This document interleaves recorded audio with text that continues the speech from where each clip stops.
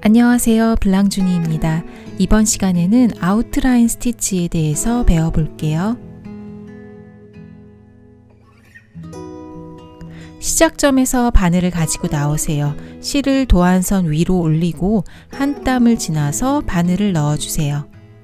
바늘을 다 잡아당기기 전에 반 땀을 되돌아와서 바늘을 가지고 나옵니다.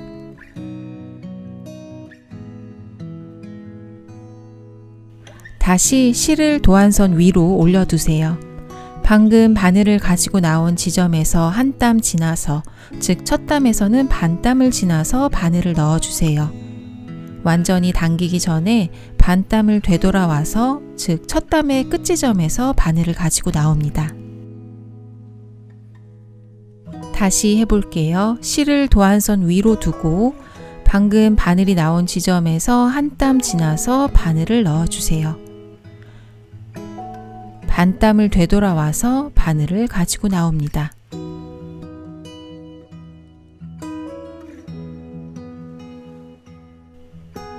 이 동작은 이렇게 연결 동작으로 수놓으셔도 돼요. 편하신 방법으로 하시면 됩니다.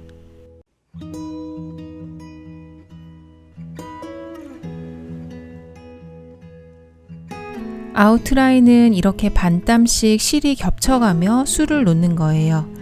아웃라인에서 가장 중요한 점은 실의 위치를 도안선 위쪽으로 두고 작업하는 거예요. 실을 위아래 왔다 갔다 두고 술을 놓으면 스티치의 꼬임 모양이 제대로 나오지 않으니까 실의 위치를 주의해 주세요. 아웃라인은 선을 표현하는 데 많이 쓰이는 스티치라 잘 익혀두시면 유용하게 많이 사용하실 거예요. 마무리입니다. 마지막 나온 지점에서 한 땀 지나서 바늘을 넣고 끝내주세요. 보시면 아웃라인의 첫 땀과 끝 땀이 반 땀씩 비어 있다는 걸 알 수 있어요. 표현하고자 하는 것에 따라 일정한 두께의 선을 원하면 첫 땀과 끝 땀에 반 땀을 채워서 술을 놓으셔도 됩니다.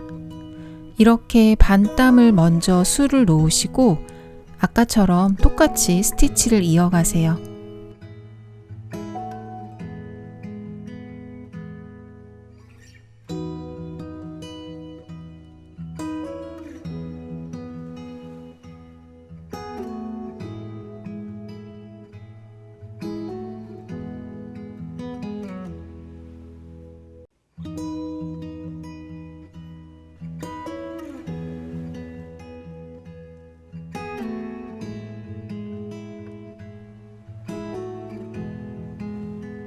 마지막 땀은 다시 반 땀을 되돌아와서 바늘을 가지고 나온 다음 다시 끝 지점으로 바늘을 넣어서 반 땀을 채워주세요.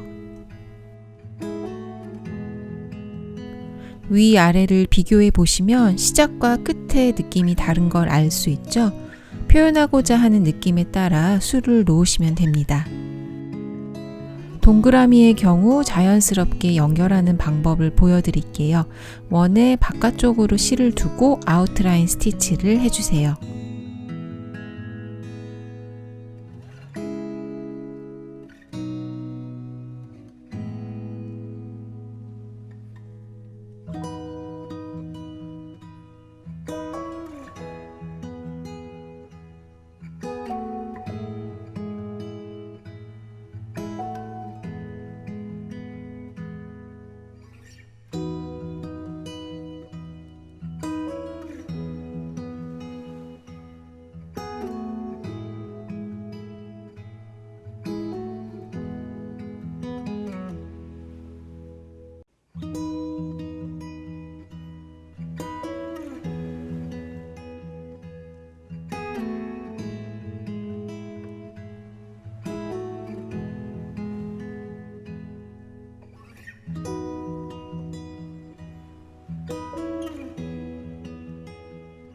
땀의 길이를 조정해서 반 땀 정도가 남게 해주세요.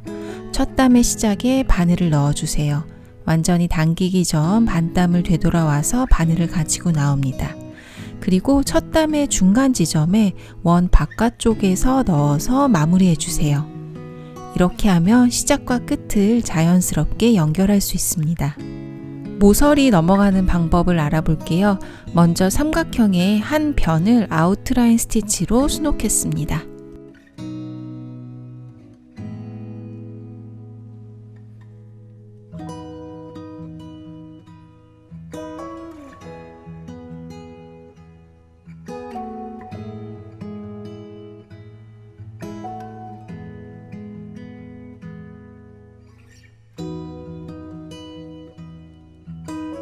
모서리를 넘어갈 때는 첫 땀만 순서를 바꿔주면 되는데요.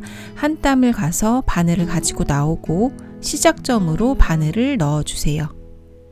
완전히 당기기 전에 반 땀을 가서 바늘을 가지고 나오면 첫 땀과 모양이 같아집니다.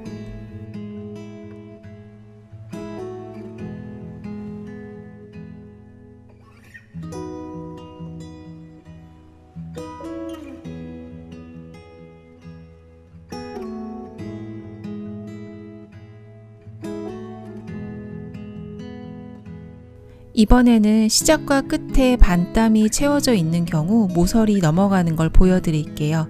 반땀을 채워서 변을 끝내줬고요. 역시 첫 땀을 반대로 하시면 되는데요. 이번에는 반땀을 앞으로 가서 바늘을 가지고 나오고 시작점으로 바늘을 넣어서 반땀을 만들어 주세요. 한 땀을 가서 바늘을 가지고 나오고 시작점으로 바늘을 넣어 주세요. 완전히 당기기 전에 반땀을 가서 바늘을 가지고 나옵니다. 이렇게 모서리 넘어가는 첫 땀을 만들어 주시면 돼요.